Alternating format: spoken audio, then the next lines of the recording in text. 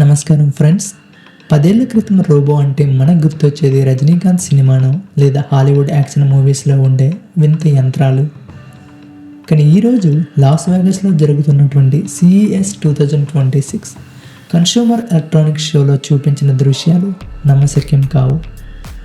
Friends, ఈ ఏడాదిని technology చరిత్రలో year of the humanoid అని పిలుస్తున్నారు. ఎందుకంటే ఇప్పటి వరకు రోబోలు కేవలం ప్రయోగశాలలకే పరిమితమయ్యాయి. కానీ ఇప్పుడు ఇవి మన ఇళ్లలోకి, ఆఫీసుల్లోకి, వీధుల్లోకి నడుచుకుంటూ వస్తున్నాయి. అచ్చం మనిషిలాగే నడుస్తూ, మనిషిలాగే వస్తువులను పట్టుకుంటూ మనతో మాట్లాడుతున్న ఈ యంత్రాలను చూస్తుంటే మనం నిజంగానే భవిష్యత్తులో అడుగుపెట్టామా అనిపిస్తుంది.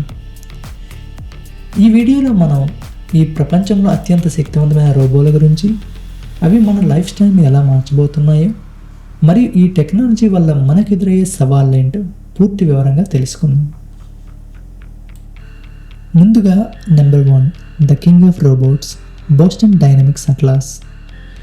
CES 2026లో అందరినీ ఆశ్చర్యపరిచిన మొదటి రోబో అట్లాస్. దీన్ని తయారు చేసింది హ్యుండాయికి చెందినటువంటి బోస్టన్ డైనమిక్స్. దీని యొక్క స్పెషాలిటీ ఏంటంటే, పాత అట్లాస్ రోబోలు ఆయిల్ ప్రెజర్తో పనిచేసేవి. దానివల్ల అవి చాలా సౌండ్ చేసేవి. కానీ ఈ కొత్త 2026 వెర్షన్ పూర్తిగా ఎలక్ట్రిక్. ఇది చాలా నిశ్శబ్దంగా నడుస్తుంది. దీనికి మనిషిలాగే కీల్, జాయింట్స్ ఉంటాయి, కానీ అవి 360 degrees తిరుగుతాయి.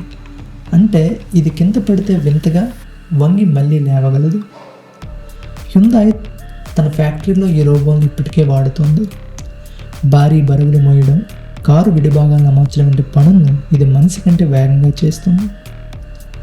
అట్లా స్టేజ్ మీద డ్యాన్స్ చేయడం, వెనక్కి పల్టీలు కొట్టడం చూస్తే ఒక జిమ్నాస్టిక్ ప్లేయర్ కంటే ఇది బెటర్ అనిపిస్తుంది. ఇకపోతే రెండవది, Tesla Optimus generation 3. Elon Musk ఇప్పుడు కూడా పెద్దగానే ఆలోచిస్తారు. ఆయన తయారు చేసిన టెస్లా ఆప్టిమస్ ఇప్పుడు 3వ జనరేషన్కి చేరుకుంది. దీనిలో ఉన్న కొన్ని స్పెషాలిటీస్: ఫిజికల్ AI, టెస్లా కార్లలో ఉండే అదే సెల్ఫ్ డ్రైవింగ్ మెథడ్ను ఈ రోబోట్లో పెట్టారు.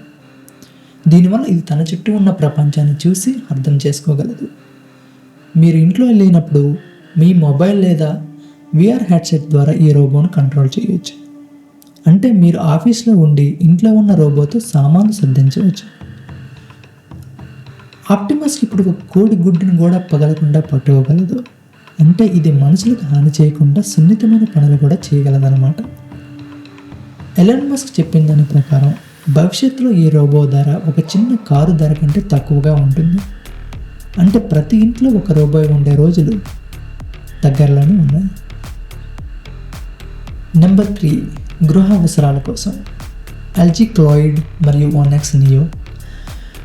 ఫ్యాక్టరీలో పనిచేసే రోబోలు ఓకే, మరి ఇంట్లో పనిచేసే సంగతి అంటే ఇక్కడే LG గ్లోకాయిడ్ మరియు 1X నియో రంగంలోకి వస్తాయి. LG గ్లోకాయిడ్ గురించి చెప్పుకుంటే దీనికి 2 చేతులు ఉంటాయి. ఇది లాండ్రీ బాస్కెట్లో ఉన్న బట్టలను తీసి వాషింగ్ మిషన్లో వేయడం, ఆ తర్వాత వాటిని మడత పెట్టడం వంటి పనులు చేస్తుంది. మనం రోజు చేసే బోర్ కొట్టే పనులను ఇది భుజాన వేసుకుంటుందన్నమాట.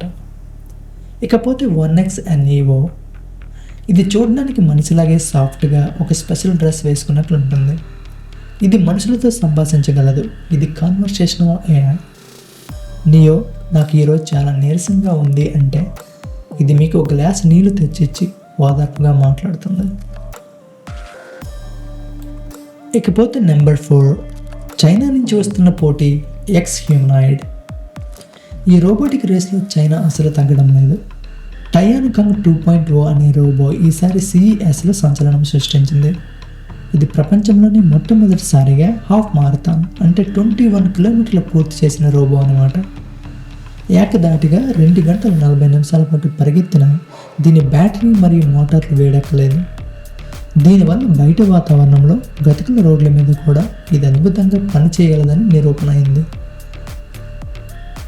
అయితే ఇప్పుడు చూద్దాం, దీనివల్ల పాజిటివ్ ఇంప్లికేషన్స్ ఏంటి, మన లైఫ్ స్టైల్ ఎలా మారుతుంది. హ్యూమనాయిడ్ రోబోలు రావడం వల్ల కలిగే లాభాలు అపారం. రోజువారీ పనులు రోబోలు చేస్తే మనిషి తన క్రియేటివిటీ మీద, ఫ్యామిలీ మీద ఎక్కువ సమయం కేటాయించవచ్చు. వయసు మళ్ళిన వారికి సహాయం చేయడానికి, వారికి మందులు ఇవ్వడానికి, తోడుగా ఉండడానికి ఈ రోబోలు వరంలా మారుతాయి. జపాన్ వంటి దేశాల్లో ఇప్పటికీ ఇది మొదలైంది. అగ్ని ప్రమాదాలు జరిగినప్పుడు, అడవుల్లో తప్పిపోయిన వారిని వెతికేటప్పుడు లేదా బాంబులు నిర్వీర్యం చేసేటప్పుడు మనుషుల ప్రాణాలకు బదులుగా రోబోలను పంపవచ్చు.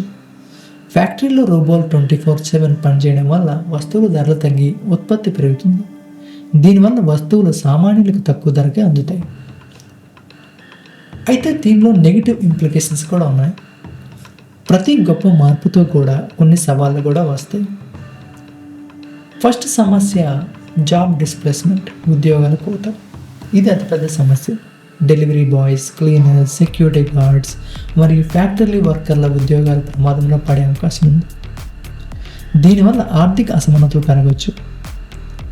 ఇకపోతే ప్రైవసీ మరియు సెక్యూరిటీ. ఈ రోబోల్లో కెమెరాలు, మైక్రోఫోన్లు మరియు ఇంటర్నెట్ ఉంటాయి.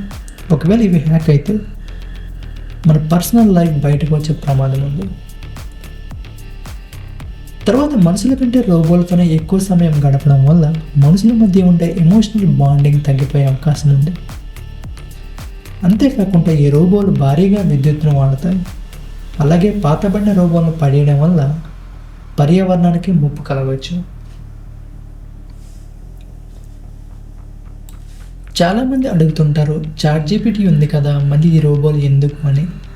చాట్‌జీపీటీ అనేది సాఫ్ట్వేర్ AI. ఇది కేవలం టెక్స్ట్ లేదా ఇమేజెస్ మాత్రం ఇస్తుంది. హ్యూమనాయిడ్ రోబోల్లో ఉండేది ఫిజికల్ AI. అంటే ఒక రోబో ఒక గ్లాస్ పట్టుకోవాలంటే అది గ్లాస్ ఎక్కడుంది, దాని బరువు ఎంత గట్టిగా పట్టుకోవాలనే క్షణాల్లో లెక్క వేయాలి. ఈ టెక్నాలజీ 2026లో అత్యున్నత స్థాయికి చేరుకుంది. మనం ఇప్పుడు ఒక కొత్త నాగరికత మొదట్లో ఉన్నాం. 2030 నాటికి ప్రతి సూపర్ మార్కెట్లో సామాను సర్దడానికి రోబోలు ఉంటాయి. మీరు హోటల్కి వెళ్తే రోబోలు సర్వ్ చేస్తాయి. రోడ్ల మీద ట్రాఫిక్ని కంట్రోల్ చేయడానికి రోబోలు కూడా ఉండొచ్చు. ఫ్రెండ్స్, హ్యూమనాయిడ్ రోబోలు అనేది ఒక కళ కాదు, ఇవి ఒక వాస్తవం.